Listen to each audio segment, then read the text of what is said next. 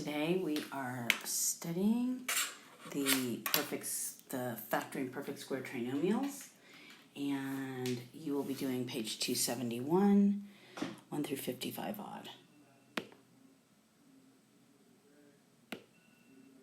Okay, let's get started. Okay, so if we're looking for the square of an area, that means the measurement, right? One side is the same side as the other. So when I'm doing my area formula, it's area equals side squared, right? That's one way to write it. I can substitute it in. Now, what this really means is 2x plus 3 times the quantity of 2x plus 3, not 2x squared and 3 squared. And if we don't square the binomial, then we don't get that inner and outer term, the outer term and the inner term. So when I'm multiplying this, I'm just going to remind you, I square the first term. The first terms, that's 4x squared. And I square the last terms, that's positive 9.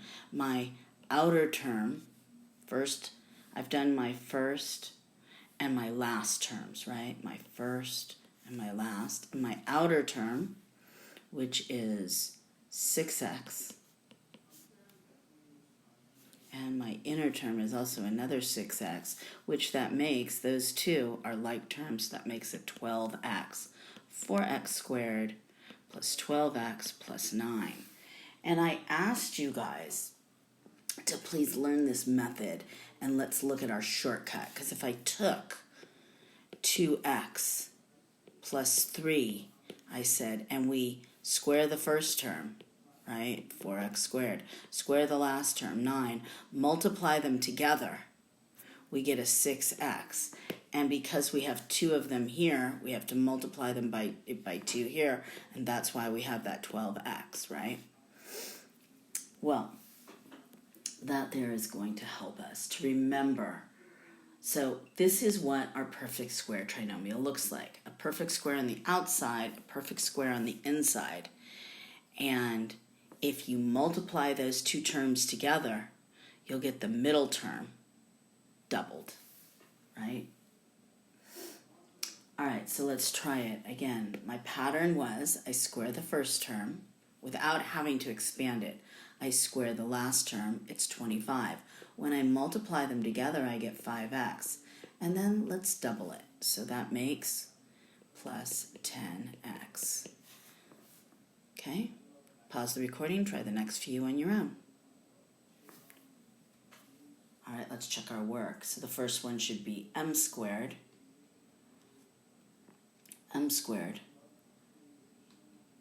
minus plus 4 m and minus plus 4. Sorry, plus 4 is the ending. Let's do it while I'm doing it. Okay, without. So I know my first term is m squared. Negative 2 times negative 2 is positive 4. When I multiply these two together, I get negative 2m. If I double that, I get negative 4m. Square the first one. It's 4x squared. Remember, 2x times 2x. X times x is x squared, okay? Square the last one. It's 49. When I multiply them together, I get 14x. I have to double that, and that makes plus 28x. Okay, let's try it the other way. 2k minus 5 times 2k minus 5. We can do first, right? That's 4k squared. Outside, I like to do my outside down here. I get negative 10k. Inside, another negative 10k. And then last, negative 25. Another way you can do your arrows, because I'm noticing that sometimes people are forgetting some, is, let me just have them go on and do this here, is you can just say, I noticed this on the test. Okay, I'm multiplying 2k here, and then here. And then I'm multiplying this here, and then here. So if that pattern is screwing you up, you can do that too. Like I said, I like to do the first terms. It's 4k squared. I know the last terms, negative 5 times negative 5 is positive 25. So my first terms, my last terms, my outside is negative 10k. My inside is another negative 10k. And so that makes 4k squared minus 20k plus 25. Okay, 3t, let's go, plus 4 times 3t plus 4. Again, if you want to do it not doing the shortcut, we're double distributing. It's 9t squared. It's plus 12t. It's plus 12t, and it's plus 16. That makes 9t squared, combine my like terms, plus 24t plus 16. And the last one is 121. Negative y times negative y is negative y squared. We're not putting this in standard form. We're keeping it in that order. If I shortcut it, it's negative 11y times 2 is negative 22y, and that's positive. If I double distribute it, just keep it in the order. Don't change it. Okay, I'm doing here 121 minus 11y minus 11y and plus y squared. Now, if you're really having a hard time with that shortcut, then double distribute it, guys. You always have that. Okay, let's go on to this was review of what we did. So now we're going to start with the perfect square trinomial. Okay? We know that we square the first one, we square the last one, we multiply them, and it's 2 times when I multiply both terms together. So let's square we know that it's this. So now we're going to start here. If I'm going to factor that, okay, I take the square root here, and I get an x, and I take the square root of positive. I'm noticing it's positive, positive, so it would be 5. Take the square root. If it's positive, positive, it has to be a plus, and that means x plus 5 squared. Now, let me double check that. When I multiply those two terms together,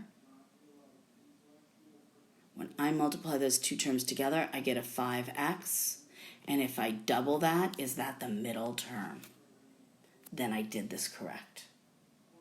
It's not always the middle term. Sometimes they plant a wrong middle term, make you think it's a perfect square trinomial, but that's how we check with that shortcut. So actually, I told you guys, don't do the shortcut. Get used to doing this shortcut, because that's how you check to see if you factored correctly.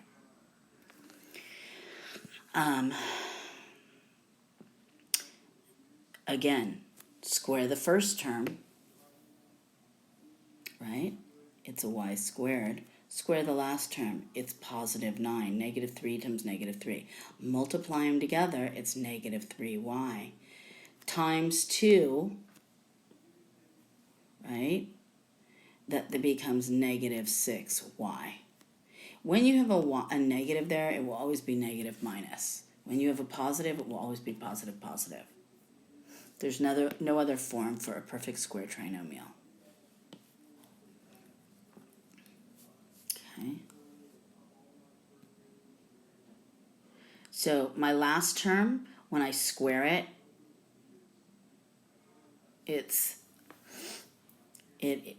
last term here is twice the middle term. So we can always take that middle term and divide it by 2, or take the square root of that. So if I take that last term and I square it, so here we go.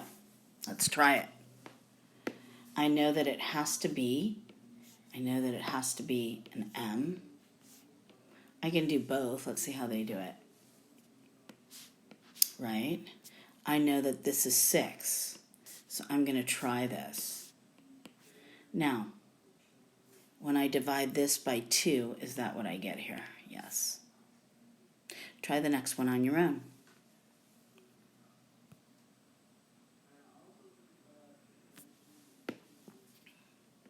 And I don't think we need to expand it out, so let's keep it here.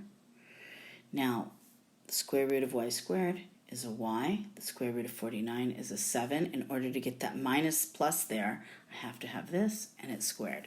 That means y minus 7 times y minus 7. Do I have to write that out? No, too much work. Don't need to do that.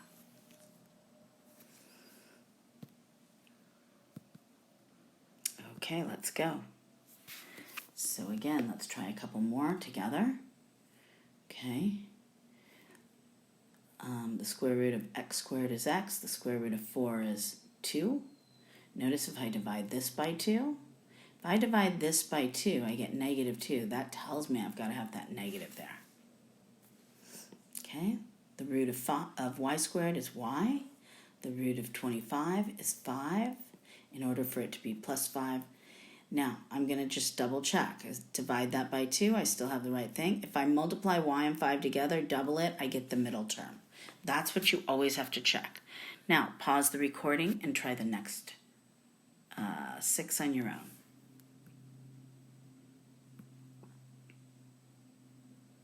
Now let's check our work.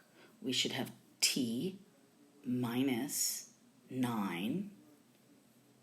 When I double 9, negative 9t, I get the middle term. The next one is y plus the quantity of y plus 10 squared. Right? The next one, okay, this one's a little bit different. It's got a coefficient, so let's try it. What's the square root of 2x squared? It's 4x squared, it's a 2x. What's the square root of 9? It's a 3. Notice it has a minus and a plus. It's got to have that minus here. Now I'm going to check that I did it right. When I multiply negative 3 times 2x, I get negative 6x. Negative 6x. If I double that, do I get the middle term? Yes. So that is the correct way to factor. It is the quantity of 2x minus 3 squared. Okay, let's try the next one. The first square root of m squared is m. The square root of 28. Not a perfect square. Uh-oh, can't factor. Not factorable. Not factorable. Okay, let's try the next one. Square root of the first term is t. The square root of the last term is 4. It's got to have a minus in there because I see that minus. So negative 4t times 2 does make negative 8t. So that is correct. Last term. Root of 9k squared is 3k. Root of 4 is 2. It's a plus. Let me see if I have the correct answer. So if I take 3k times 2, it's a 6k. Here, notice how they put that in there. I haven't doubled it. The middle term should be 12. This is not a perfect square trinomial, so we're going to say, because it should have been 12k. So right now we're going to say not factorable. There will be other ways to tell later once you learn more ways of factoring. All right. Let's try some more. Go. Now check your work. First one was x minus 6 squared, x minus 7 squared, t minus 1 squared, k minus 11 squared, 2x plus 7, the quantity of 2x plus 7 squared, and the last one is 3x plus 4. Here's a sneaky one. Let's try that. So what I'm doing, I take the square root. It's 3x. Take the square root. It's 4. It has to be a minus sign. But when I multiply those two together, I get negative 12x.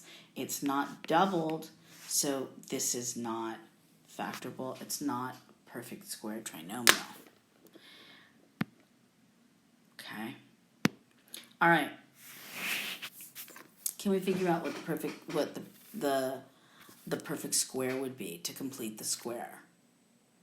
Okay. Remember we said that there were two terms in the middle, so if we divide that middle term by 2, we should get our square. So the first one, if I divide 6 by 2 and then square it, 6 divided by 2, and then I square it, right? I'm going to get my x plus 6 divided by 2 is 3. And if I square it, I get 9. So 12 divided by 2 is going to be x plus 6. If I square it, I get 36. Try the next few on your own. Now check it. Divided by 2, it's 9. X plus 9. Square it, it's 81. Divided by 2, it's x minus 7. Whoops, I'm forgetting. Look what I did. It's me being tired and doing it for the first time in the day. This minus is going to have to make it x minus 7, and it's squared. That would be negative 7 squared would be positive 49. All right, divide that by 2. I'm going to get a 10t. So if I take the square root of this, it's a 2t, right? What do I have to multiply it by to get that 10t? It would have that negative 10t. It would have to be a negative 5 squared. I'm going to double check it. Square that, it's 4t squared. Square that, it's positive 25. Multiply them together, I get negative 10t. Double that, I get negative 20t. That's correct. So 2t minus 5.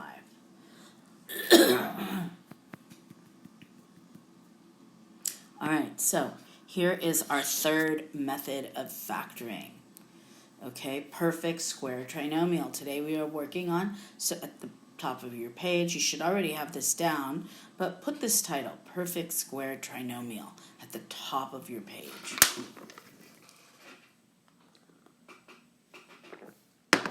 Okay, we've already written this down. So, step 1, always, the first step, always look for a GCF. It's the first thing you should always do. So, when I have my first thing, I'm noticing 5, 30, and 45 are all divisible by 5. There's no x in all three terms, so 5 is my GCF. Got x squared plus 6x. When I divide it out, when I divide 45 by 5, I get plus 9. Now, that's a perfect square trinomial. So I have, I know the square root of x squared is x. The square root of 9 is plus 3. I'm going to double check. When I multiply that together, 3 times x, it's 3x, times 2, I get my middle term. All right. Is there a GCF? Actually, let's go with these notes because they really kind of give you that explanation. So you can write that in your notes. I want you to write that in your notes. So number 2, there is no GCF. So I'm going to go right for the factoring. Okay, so when I factor, I'm going to remind you, this one is x to the 4th. So this, what times itself equals x to the 4th? It's x squared. What's the square root of 16? It's 4. If I divide that by 2, right, I'm going to get a minus, right, negative 4. So here's the thing. When I'm left with this means I'm left with x squared minus 4 times x squared minus 4. So here I'm doing the perfect square trinomial factoring, right? But here, what am I left with? Once I do my perfect square trinomial factoring, I am then left with 2 difference of squares. So the first one breaks down to, right? This is a perfect square minus a perfect square, what we did yesterday.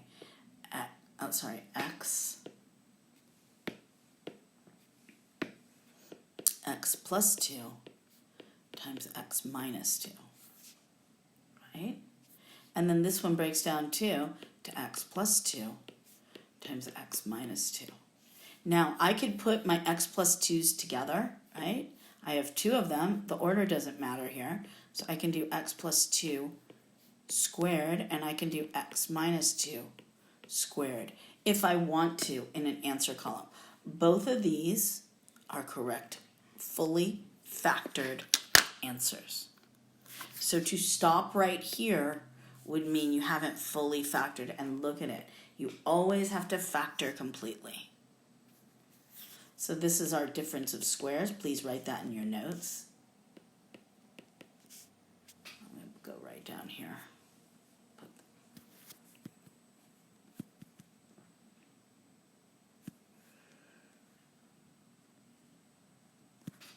Okay, let's try it again. Why don't you pause and you try this. Now we're mixing all the different kinds of factoring that we've gotten. Mixing all the different kinds. All right, let's check our work. So hopefully I'm noticing that 3x squared is not a perfect square. There's not a difference of squares. So I'm going for my GCF. 3 divides into 3x, 24, and 48. So I divide 3 out. I'm left with x squared minus 8x plus 16. Okay, first thing I did was GCF. Second thing, I'm noticing that x squared and 16 are perfect squares. So I'm going to try and factor that like a perfect square. So I've got my 3, the square root of x squared is x, and the square root of 16 is 4. It's a plus and a minus. It's a minus and a plus, so it would have to be minus, right? Negative 4x make negative x, 8x. There you go. And am I done? That's my question. Okay. Is this a difference of squares? No, it is not, because x is not squared. Whoops. X is not squared, so don't try and break that down anymore. All right, so number 2, there is no GCF. It's always the first thing we look for. So here I go. It's an x squared. Okay, it's an x squared, and then I know I'm going to need an x squared times x squared, right? I'm not going to do them both. And then I'm noticing it's plus 1, so that would have to be 1 times 1 equals 1. In order to get that negative, if I multiply those together, do I get the middle term and double it? So negative 1 times x squared makes negative 1 times x squared makes negative x squared. Double that, I get negative 2x squared. Okay, now, so first I did the perfect square trinomial factoring.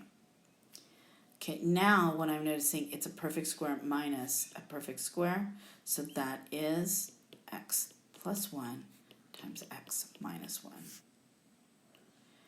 Okay, x plus 1 times x minus 1.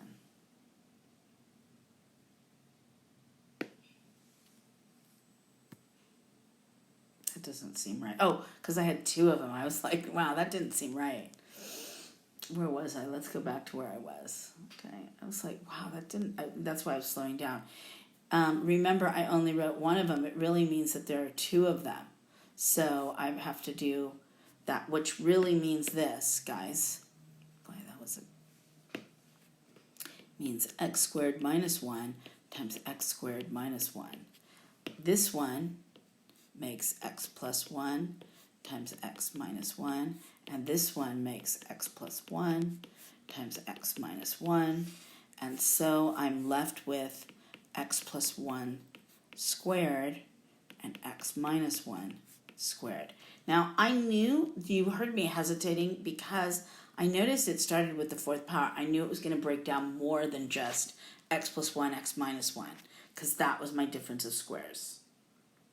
So you can write it like this or like this.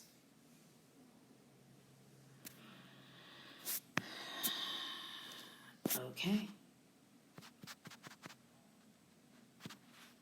That, my friends, is our last problem.